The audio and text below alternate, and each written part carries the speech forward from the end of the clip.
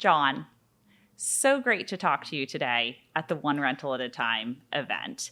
This is the second year, and I'd love to just kick it off by talking about what this community means to you, what you've learned from the community, and anything else you'd like to share.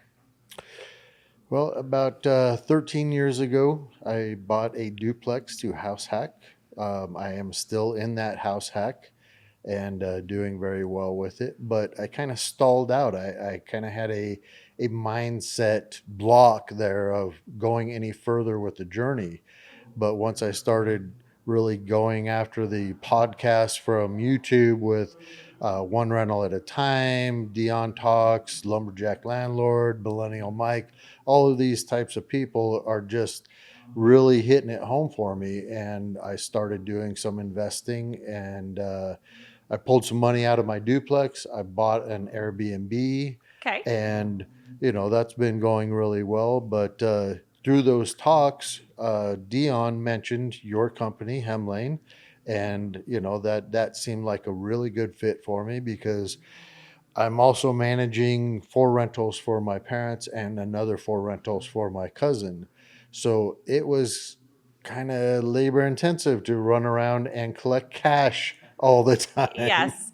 Now, you mentioned your parents and family members. Do you think that was an important part about getting into the real estate journey, or do you think you would have gotten into it either way, Oh no, my regardless? my family has been doing rentals for a long time. My great grandmother had 4 rentals that she bought, little railroad houses. She's been in the city of Sparks, Nevada. Her house is actually like very close to downtown Sparks. Hmm. But when my grandmother was a child, she would be swinging in the swing out in front of the house, and town was miles away. It was all farmland at that time. So grandma's been doing rentals. Great grandma did rentals. My parents do rentals. My cousin does rentals. So it's kind of a family thing, and I'm hopefully my son will do it as well. Yeah. What is the biggest thing you've taken away from the One Rental at a Time community? It's so important to have like-minded people. So often you have those people in your life that it doesn't matter how much you research, how much you educate, they're still going to have negative thoughts about it and try to give you negativity about it. And you just don't get that with this group of people. Everybody is here to support and help and positive and have you thought about this and giving you great ideas. And even listening to Dion and being able to work with your company has freed me up so much time, and it's so nice to be able to advertise to all these different companies or places to advertise for the tenant pool and being able to vet them. And I actually have gotten my parents to start using you.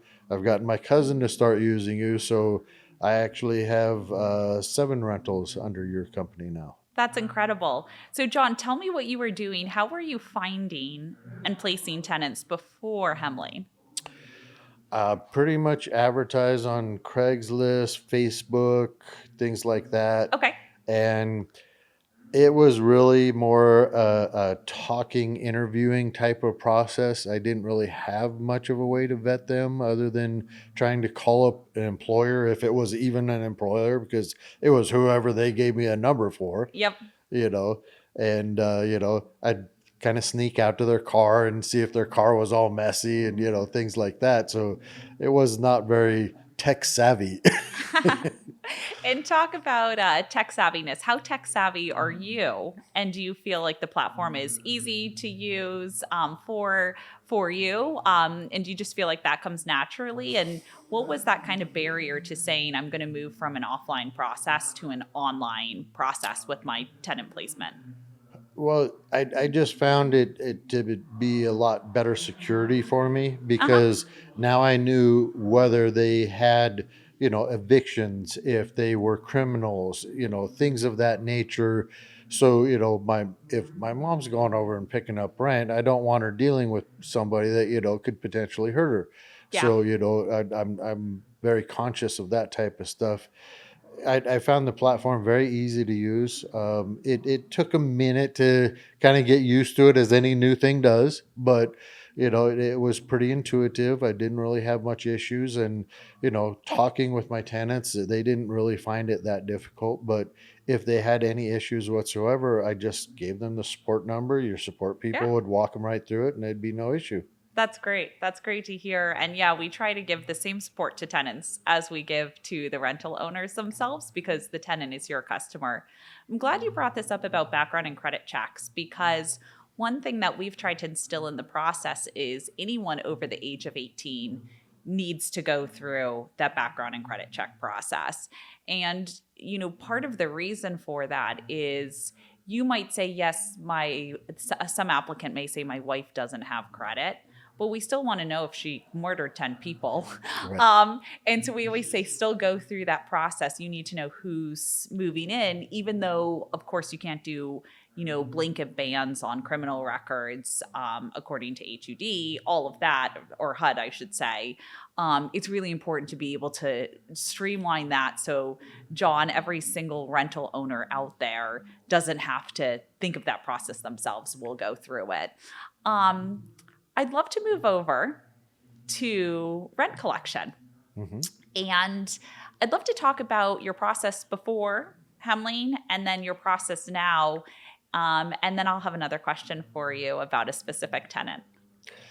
So before, it was a manual process of me driving to every single property, setting up an appointment with them, going there. And before, we were doing money orders, but then the banks were making it difficult to deposit those money orders because it wasn't my account. It was my parents' account or my Okay. cousin's account. So it ended up being cash. Yeah. And I got like all this money on me all the time, and it was very dangerous. Nobody knew that I had the money, but it wasn't a very secure feeling to know that if I had any issue whatsoever, okay, there's at least $10,000 gone. Yeah. But it made it where I'm having to go to multiple banks, go to multiple properties to pick this stuff up, and it was very time intensive. And now it's just not, because you guys are so convenient for the tenant, because any way they want to pay, I don't care what it is, Venmo, Cash, I don't care what it is. You guys accept it, you dial it in, and it just deposits right in the accounts, all set up, and it makes it convenient and easy for everybody. That's so great to hear. And yes, even tenants who are unbanked, they can just go to Walmart, or any of the other convenience stores and get a Green Dot bank card, and they can put cash on it and then pay that way. And so that's a way for them to pay with cash, but you not to get robbed with $10,000. Yes. So that's great to hear. I want to talk about tenants who are late on rent. And as we all know, 99% of tenants are fabulous. Yes. They are paying rent, have the best of intentions, but sometimes you'll get the occasional tenant who is habitually late, or the story doesn't add up. Can you give an example of that, John? So I'm currently working with a tenant right now. They have been habitually late for a year and a half, 2 years. They continuous to pay that late fee, but they just can't seem to get on the schedule. And I've had conversations with them many times about, this is not good for your own finances. Why, come on, you make great money. You're a construction guy. Why can't you get this together? And that, well, I'm having problems with the bank account, and, Hemlane's not accepting it. And I'm just like, yeah, I got 7 other people that say it all works perfectly. Yeah. And we don't have issues with people that actually have the money in their accounts and do the right things. But occasionally you get somebody that's going to try to game the system, or, say something's not working when we know good and well it does work. So they get their late fees, they've got to pay them. And, if it doesn't work out, then, you have to evict them, which is unfortunate, but, they got to do the right things. Yeah, I think that's why the lease contract is so important, to have it where you have late fees. And even I'm a huge proponent of daily late fees, Yes. which you can set up in the system because then every day that goes by, it's not saying, oh, I'm late on the 5th. And so I might as well not pay till the 30th because it's going to be the same Right. amount. It's good to set up those daily late fees in there. And then, of course, when they go in, they have to pay the late fee to you before they pay the rent. And it's not trying to do payday loans to tenants. It's really trying to make sure, hey, next month, just make sure you pay on time. That way, John, you don't have to go chasing them for rent every single month. It's an excellent tool to increase the focus on the importance of paying on time.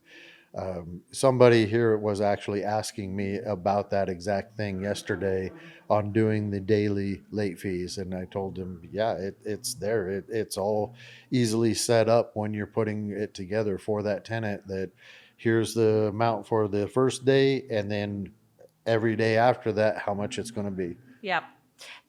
Walk me through Eviction Shield. Have you used Eviction Shield in the I have platform? not yet. All right. You probably, hopefully, knock on wood here, Yeah. you don't need to use it, except it sounds like there's one tenant where that may be something that comes in handy. How much do you know about it? Next to nothing. I have not used it. In 25 years, I haven't had to evict anybody because I simply have conversations with them and let them know that one way or another, this is Yep. going to get resolved. So you can do it easily or you can do it the hard way. I'd really rather not put an eviction on your record, but one way or another, it's time for you to leave. Yeah. And, up to this point, they've all gotten the point and went ahead and left. But, I have a feeling we're going to have more issues in the future. I love it. You're in the people business. And I think often a lot of folks forget that, but I know Michael Zuber brings that up a lot. It's the people business. And John, for those who don't want to speak with the tenants about that, that's where our certified mediators come in. So they do exactly what you're saying. They start and approach it of just rent is late. How can we help? What is going on to understand their situation? And it usually goes one of three ways. One is we're going to have to get an eviction notice served because this is not going to go the direction we want it to. The second is that it's going to be, we set up the process to have a payment plan and then figure out what went wrong, even get them some sort of government or like church group assistance. Right. And then the third is, which is our most delightful, is wait a second, I just forgot to pay or something like that. And Isn't we can it go nice ahead and when help that them happens? go through. And that's the one that we love the most. But a really good way, John, it sounds like you have that process set up well. When you're doing landlording, you have to have a backbone. It doesn't matter Yeah. how great the person is or how personable they are. The rent is still due. This is still a business, and having the backup for your company is a big relief. I don't really need all of that support, but I'm sure there are plenty of people that do. Yeah. And if I ever get in that position, I have that option, and I also have the option on the tiers that you provide as well. And that's why I chose your company, because it really is very flexible, like what Dion does, where he doesn't need all the options when he's here, but when he's traveling, he might bump up something if he needs to have you guys go out and actually, Pick up repair show calls. up everything Yeah. and, repairs, show the property. Those types of options are fantastic. It's a great service. Yeah. Well, John, this has been such a wonderful conversation. First of all, I love that you have systems in place. I recommend for everyone, just get a system in place and a process in place and structure, because I do think for tenants that it's much more of a professional experience for them as well to be like, I can go online and see the lease. It's very comprehensive. I can go online and check, have I paid the rent? What is going to be the increase for renewal, and all of that in one place. And then I love that you understand it's a people business. There's certain points where you pick up the phone, you Yes. talk to the tenant, and then you just document it all in the system. Because once you have a system in place and a structure like that, you can spend less time with your property management. One final question for you. How long were you spending on your property management before Hemlane? And how long are you spending on it now? Per month, I would probably spend a couple hours running around collecting rents, fielding all the phone calls, trying to set all the appointments, things like that. And now I don't really spend as much doing any of that because it all happens automatically. The tenants pay, it shows up in an account. The only time I have to really spend extra time is if there's a repair and I have to go deal with that, which even if I was down in Vegas doing an ORAD event, I could contact your company and you guys could send out a repair people for me. So it's wonderful. It really is. Thank you. Great. Well, thank you so much, John. We're really looking forward to supporting you and your family.